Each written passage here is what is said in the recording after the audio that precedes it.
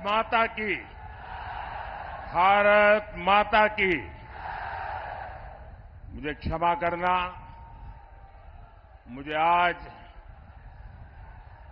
आसाम तक पहुंचना है, 5 रैलियां करनी है और इसलिए मैं सारे प्रोटोकॉल छोड़ करके यहां पहुंच गया।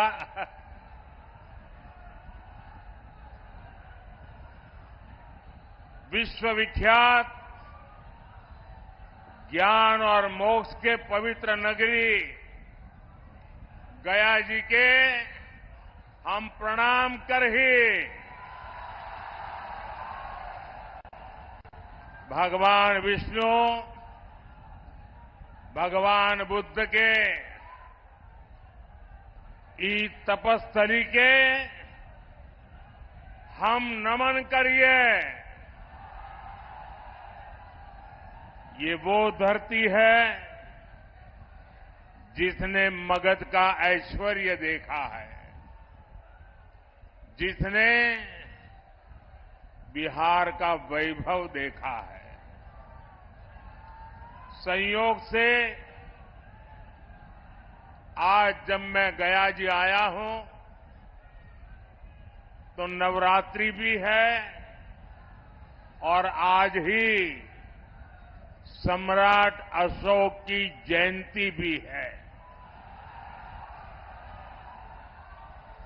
भाइयों और बहनों, सदियों बाद आज एक बार फिर भारत और बिहार अपने उस प्राचीन गौरव को लौटाने के लिए आगे बढ़ रहा है। ये चुनाव विकसित भारत, विकसित बिहार के उसी संकल्प का चुनाव है। गया की धरती पर उमड़ा ये जन सैलाब, ये अपार जन समर्थन, आपका ये उत्साह साफ बता रहा है कि फिर एक बार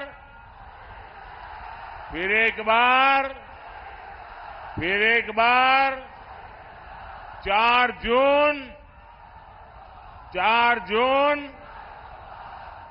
जून गया।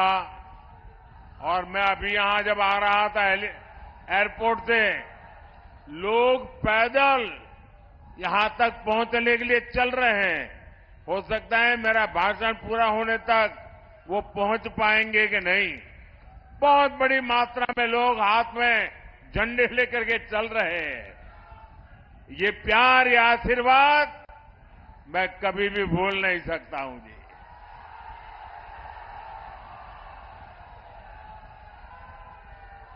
गया और औरंगाबाद ने आज घोषणा कर दी है। कल मैं तमिलनाडु में था, जो बात मैं तमिलनाडु में सुन रहा था, परसों मैं कर्नाटका में था, जो बात मैं कर्नाटका में सुन रहा था, वो आज मैं गया और औरंगाबाद में सुन रहा हूं। फिर एक बार साथियों, अभी 2 दिन पहले बीजेपी ने अपना संकल्प पत्र जारी किया है। ऐसा पहली बार है जब किसी पार्टी के संकल्प पत्र को गारंटी कार्ड बोला जा रहा है, क्योंकि 10 वर्षों में सबने देखा है, मोदी की गारंटी यानी गारंटी पूरी होने की गारंटी। साथियों, मोदी गरीब घर से निकलकर आप सबके आशीर्वाद से यहां तक पहुंचा है। ये आपका उत्साह, ये आपका उमंग, ये प्यार मेरे सर आंखों पर।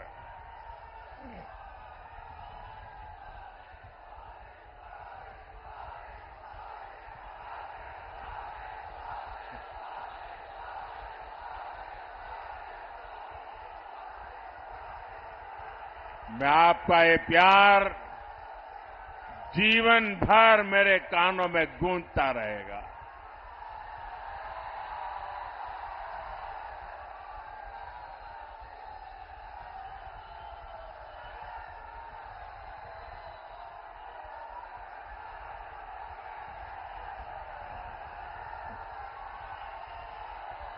अगर आप इजाजत दें तो आगे बोलना शुरू करूं।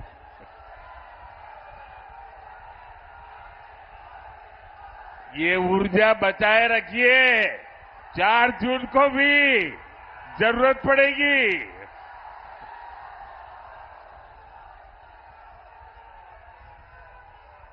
साथियों, आपके आशीर्वाद से आपने मुझे सेवा करने का अवसर दिया। मोदी को देश के संविधान ने ये पद दिया है। डॉक्टर राजेंद्र बाबू और बाबा साहब अम्बेडकर, उनका दिया हुआ ये संविधान न होता तो कभी ऐसे पिछड़े परिवार में पैदा हुआ गरीब का बेटा देश का प्रधानमंत्री नहीं बन सकता था।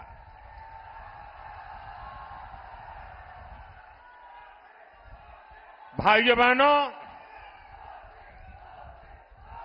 हमारा देश विविधताओं से भरा हुआ है। अनेक आप बैठिए भाई, प्लीज। आप जरा ज्यादा कर रहे हैं, बैठिए।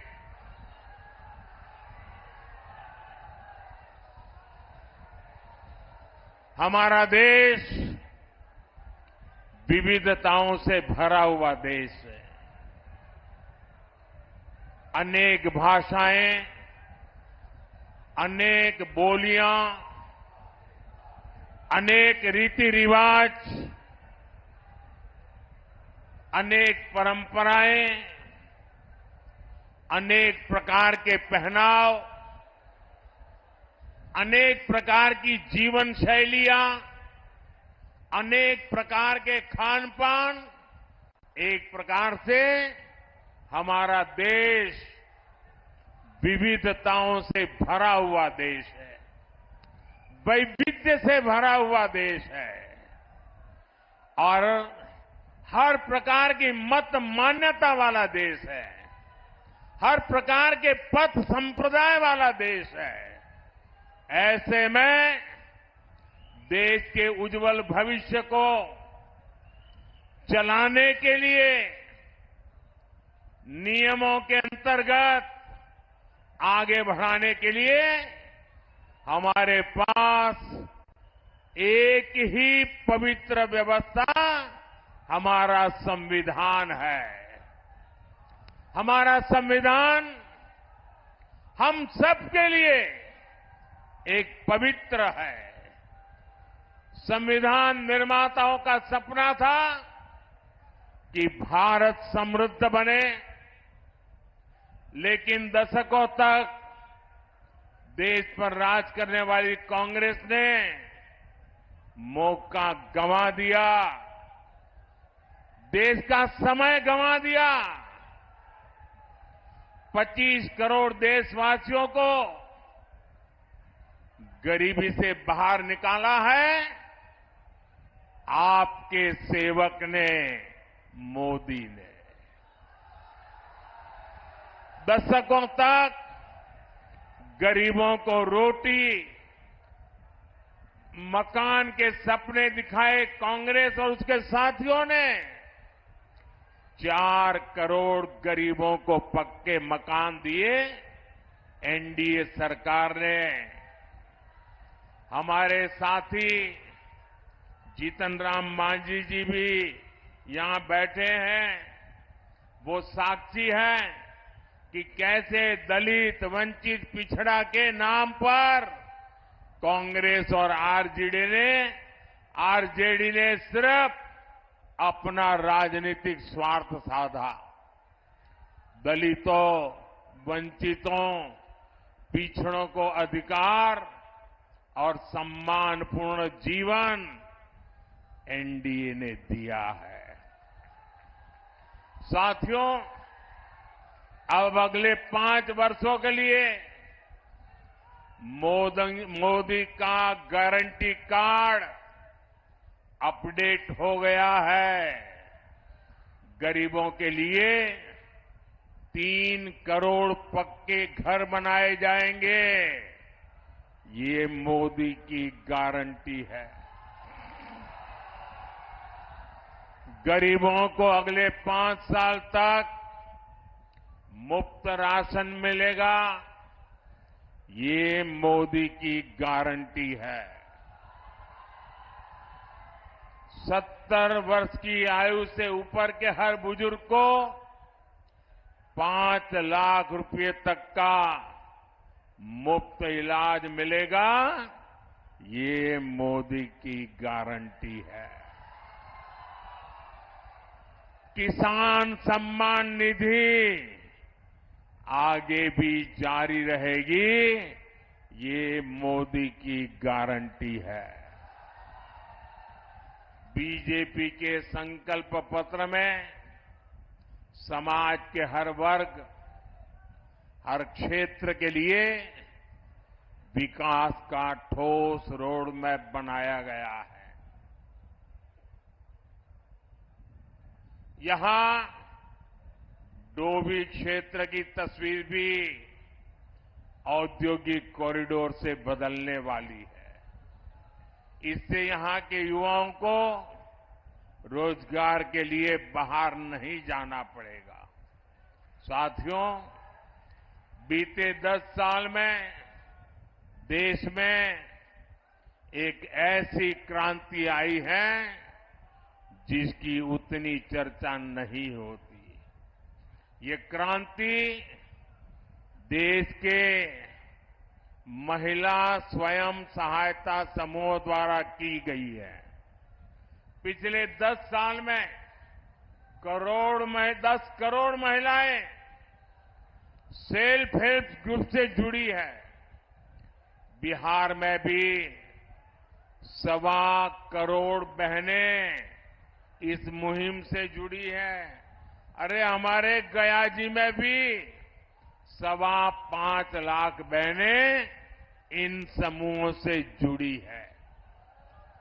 जब कांग्रेस की सरकार थी तो महिला स्वयं सहायता समूहों को बिहार में 150 करोड़ रुपए से भी कम मदद दी जाती थी। एनडीए सरकार के 10 साल में इन्हीं महिला समूहों को 40,000 करोड़ रुपए से ज्यादा दिए गए हैं। इसी प्रयास से अकेले बिहार में 12 लाख से ज्यादा महिलाएं लखपति दीदी बनी है। अब मोदी ने देश की 3 करोड़ महिलाओं को लखपति दीदी बनाने का अभियान शुरू किया है। इसका बहुत बड़ा लाभ बिहार की महिलाओं को होगा। साथियों, हमारे एजेंडे में विकास भी है और विरासत भी है। यहां नॉर्थ कोयल प्रोजेक्ट कितने लंबे अरसे से लटका हुआ था, ये आप भी जानते हैं। ये एनडीए सरकार है जो इसे पटरी पर लाई है। इस प्रोजेक्ट के पूरा होने से गया और औरंगाबाद के किसानों को सिंचाई की बहुत बड़ी सुविधा मिलेगी। हमारी ही सरकार में प्रसाद योजना के तहत देश के 12 प्राचीन ऐतिहासिक धरोहरों में गया जी को भी शामिल किया गया है।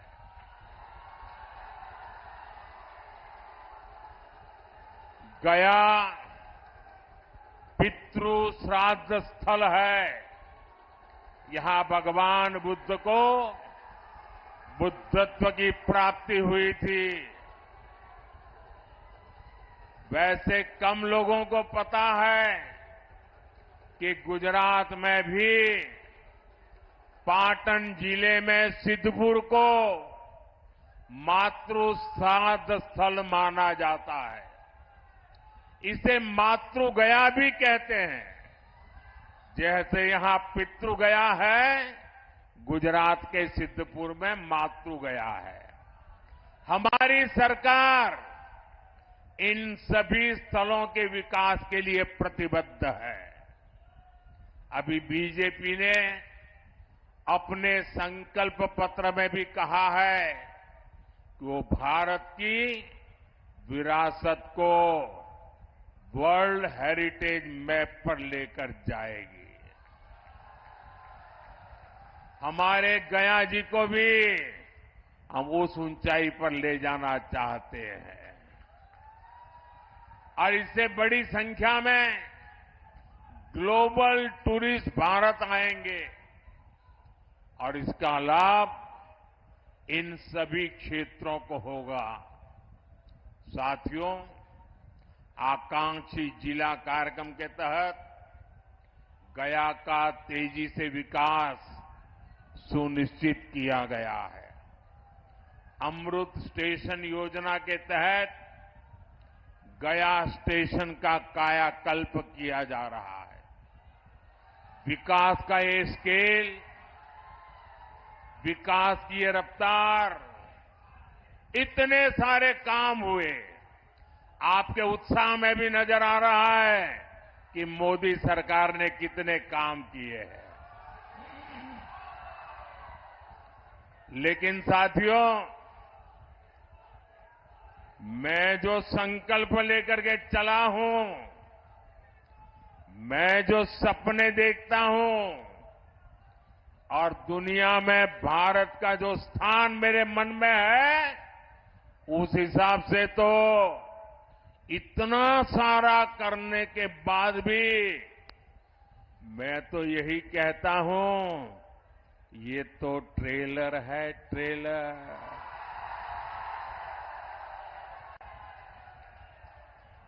अभी तो मुझे देश के लिए बहुत कुछ करना है। बिहार के लिए बहुत कुछ करना है।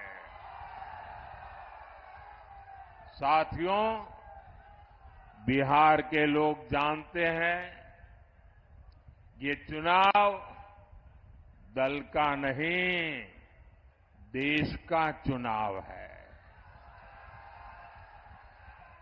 आज एक और देश की संस्कृति पर गर्व करने वाले हम लोग हैं, तो दूसरी ओर हमारी आस्था को नीचा दिखाने वाले लोग हैं।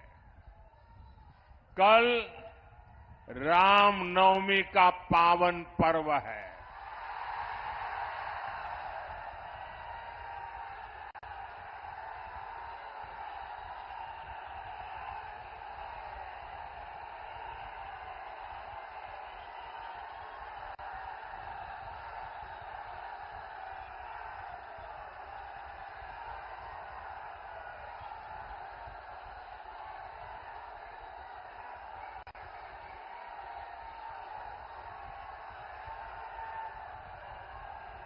बोलो सियावर रामचंद्र की। साथियों, कल रामनवमी का पावन पर्व है। सूर्य की किरणें कल अयोध्या में रामलला के मस्तक का विशेष अभिषेक करेंगी। लेकिन गठबंधन गठबंधन के लोगों को राम मंदिर से भी परेशानी है। जो लोग कभी भगवान राम के अस्तित्व पर सवाल उठाते थे, वो आज राम मंदिर पर कैसी कैसी भाषा बोल रहे हैं। एक समुदाय के तुष्टीकरण के लिए इन लोगों ने प्राण प्रतिष्ठा कार्यक्रम का निमंत्रण ठुकरा दिया।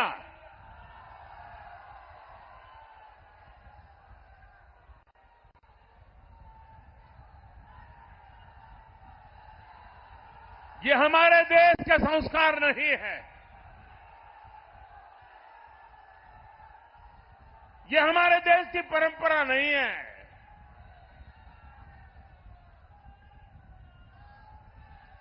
इस गठबंधन के एक नेता कांग्रेस के विरोध तो खुलेआम कहते हैं कि वो हिंदू धर्म की शक्ति का विनाश कर देंगे। आज नवरात्रि का पावन पर्व है। हम शक्ति के उपासक हैं। क्या इस शक्ति का विनाश कोई कर सकता है क्या? ये शक्ति का विनाश कोई कर सकता है क्या? और जो शक्ति का विनाश करने निकले हैं, उनका क्या होगा? उनका क्या होगा? साथियों, ये ऐसा कुनबा भी इकट्ठा हुआ है, भांति भांति के उनके साथी, उनके एक दूसरे साथी वो कहते हैं, ये हमारा जो सनातन है ना, ये सनातन तो वो डेंगू मलेरिया कहते हैं। क्या ये सनातन का अपमान है कि नहीं है? आपको मानना न मानना आपकी मर्जी, आप पर कोई प्रतिबंध नहीं है, लेकिन उसको डेंगू मलेरिया कहना ये सनातन का अपमान है कि नहीं है? हमारे ऋषियों मुनियों का अपमान है कि नहीं है? हमारे पूर्वजों का अपमान है कि नहीं है? आप मुझे बताइए, ये लोग क्या एक भी सीट जीतने के योग्य है क्या? इनको सजा मिलनी चाहिए कि नहीं मिलनी चाहिए? पूरे बिहार में से एक एक को साफ करना चाहिए कि नहीं करना चाहिए? साथियों, गठबंधन अलायंस के पास न कोई विजन है, न कोई विश्वास है। ये लोग जब वोट मांगने जाते हैं तो भी नीतीश जी के कामों पर वोट मांगते हैं। ये लोग क्यों नीतीश जी के कामों का, केंद्र सरकार के कामों का क्रेडिट खाते हैं? वो पूरा बिहार जानता है। आरजेडी ने भी इतने वर्षों तक बिहार पर राज किया है, लेकिन इनकी हिम्मत नहीं है कि अपनी सरकारों ने क्या काम किए उसकी चर्चा कर ले। बिहार में जंगल राज का सबसे बड़ा चेहरा आरजेडी है। भ्रष्टाचार में बिहार में भ्रष्टाचार का दूसरा नाम आरजेडी। बिहार की बर्बादी की सबसे बड़ी गुनहगार चारा घोटाले के नाम पर वोट मांगने वाले, क्योंकि उस पर तो अदालत से चारा चोरी की है, गरीबों को लूटा है, अदालत ने मोहर लगा दी है भाई। साथियों, आरजेडी ने बिहार को केवल दो ही चीजें दी है। एक जंगल राज, दूसरा भ्रष्टाचार।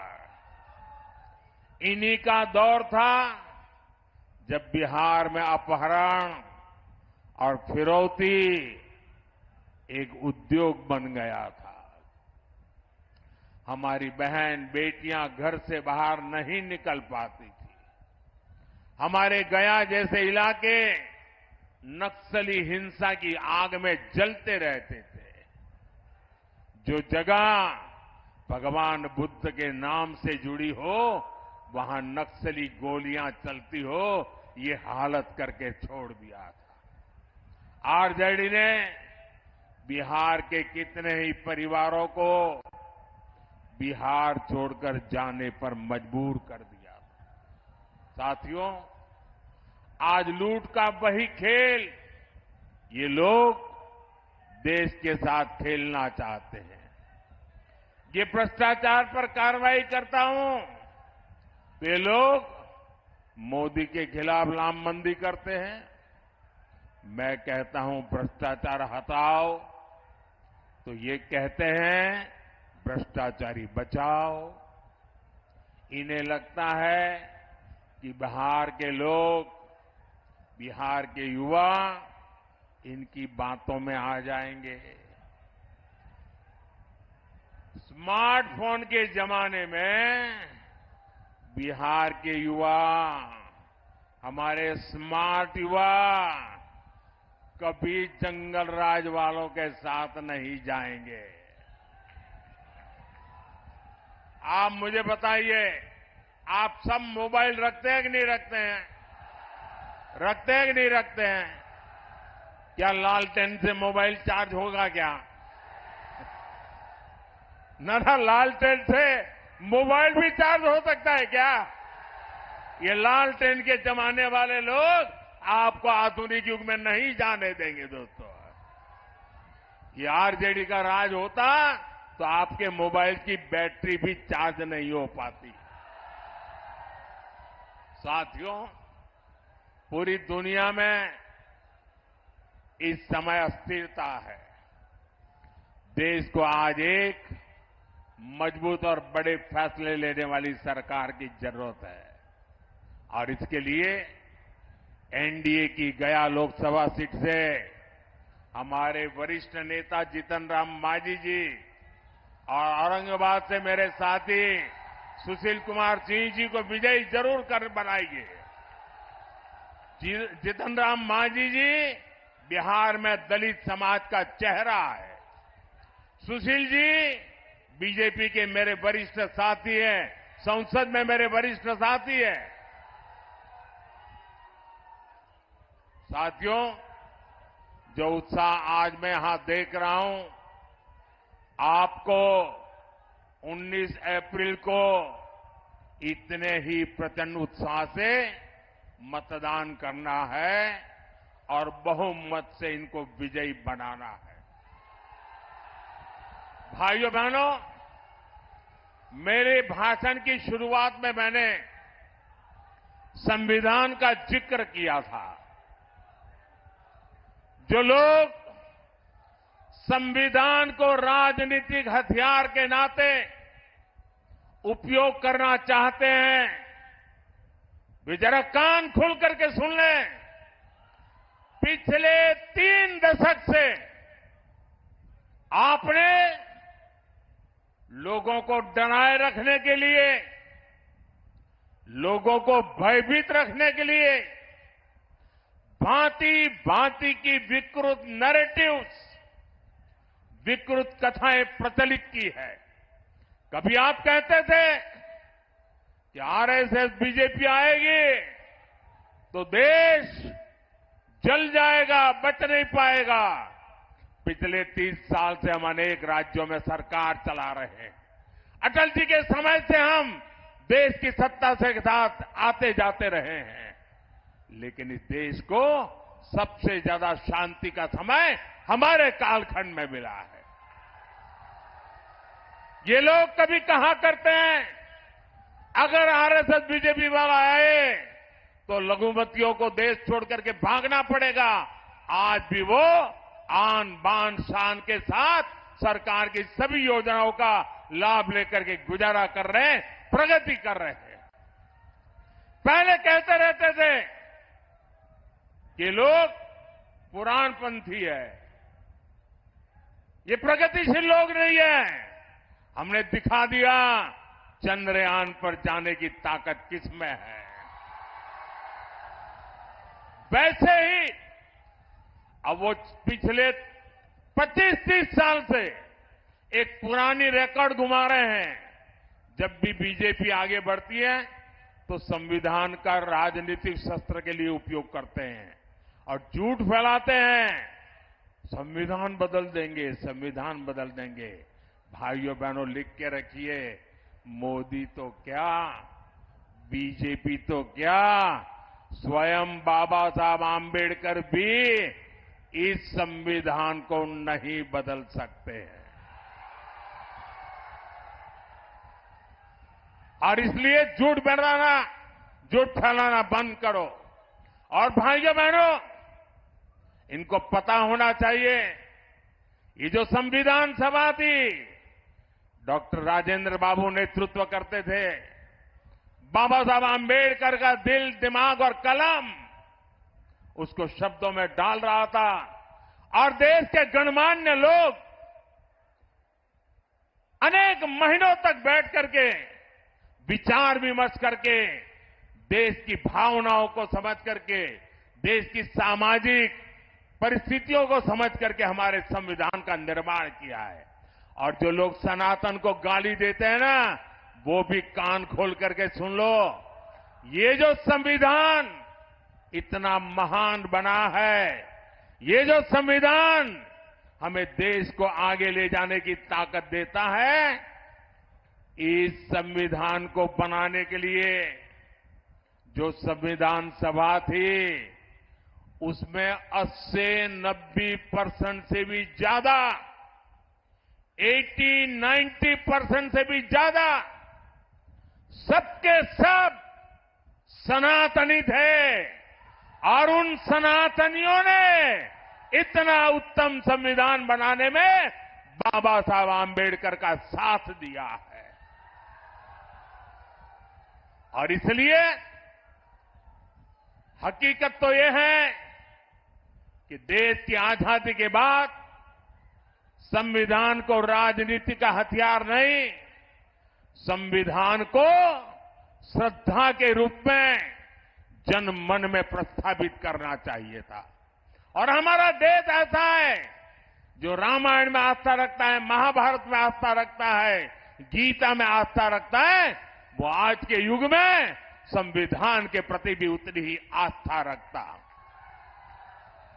लेकिन आपने संविधान का राजनीतिकरण करने की कोशिश की है। हमने संविधान के प्रति आस्था पैदा करने के लिए लगातार कोशिश की है। जब पार्लियामेंट में मैं ये प्रस्ताव लेकर के आया कि हमने देश में संविधान दिवस मनाना चाहिए, तब कांग्रेस पार्टी के नेता श्रीमान खड़गे जी ने पार्लियामेंट में उसका विरोध किया था। उन्होंने कहा था, अरे 26 जनवरी तो है, संविधान दिवस की क्या जरूरत है। उनको ये समझ नहीं आया कि भारत के संविधान के प्रति निरंतर श्रद्धा पैदा करते रहना चाहिए, संस्कार बनना चाहिए। हमने संविधान दिवस को हर स्कूल में बच्चों के सामने संविधान का पाठ हो, प्रियम्बल का पाठ हो, वचनबद्धता आए, इसके लिए परंपरा प्रारंभ की है। और आज भी संविधान दिवस पर सुप्रीम कोर्ट 2 दिन का सेमिनार करती है, पार्लियामेंट में चर्चा होती है। इतना ही नहीं, संविधान को 75 साल हो रहे हैं। संविधान के 75 साल मनाने का सबसे बड़ा कार्यक्रम हमने प्रारंभ किया है। इतना ही नहीं, हम चाहते हैं कि संविधान सिर्फ अदालतों में दलील के लिए काम आए इतना पूरता नहीं है। संविधान हमारे जीवन को, हमारे संस्कारों को, हमारी भावनाओं को नई ताकत देने वाला संविधान वो ताकत है जिसको हमें दिलों तक पहुंचाना है। आपके लिए संविधान राजनीति का हथकंडा होगा, हमारे लिए संविधान श्रद्धा का केंद्र है, हमारे लिए संविधान आस्था का केंद्र है, हमारे लिए संविधान आने वाले 2047 के सपनों को पूरा करने का हमारा मार्गदर्शक है। और उसको लेकर के हम स्वतः आजाद भारत को विकसित भारत की ऊंचाई तक ले जाने का संकल्प लेकर के चल रहे हैं। और इसलिए भाइयों बहनों, भारत के संविधान को इस प्रकार से गली मोहल्ले में ठोकरें मारने वालों लोगों को भारत के सार्वजनिक जीवन में कोई जगह नहीं है। अगर सामाजिक न्याय लाने की ताकत है तो हमारे संविधान में है। बिन सांप्रदाय की सच्ची भावना को उजागर करने की ताकत है तो हमारे संविधान में है। और हम बड़ी श्रद्धा के साथ, इतना ही नहीं, बाबा साहब आंबेडकर को जो सम्मान हमने दिया है, आपको बोलने का अधिकार तक नहीं है। बाबा साहब आंबेडकर के जन्म से लेकर के जिन 5 महत्वपूर्ण स्थान पर बाबा साहब जी के जीवन का टर्निंग पॉइंट रहा है, उसको पंच तीर्थ बनाने का काम हमने किया है। और इसलिए भाइयों बहनों, इन लोगों को जान के समझ करके ये झूठी बातें बताने वालों को हमेशा हमेशा के लिए चुप करना बहुत जरूरी है। और इस बार आपका वोट हमेशा के लिए उनको चुप कर देगा, ये मैं आपको विश्वास दिलाता।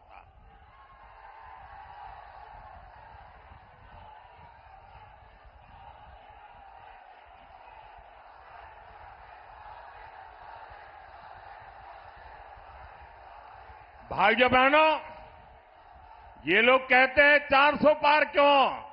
मैं बताता हूं 400 पार क्यों। देश की जनता ने तय किया है 400 पार, क्योंकि देश की जनता 2047 में हिंदुस्तान को विकसित देना चाहती है।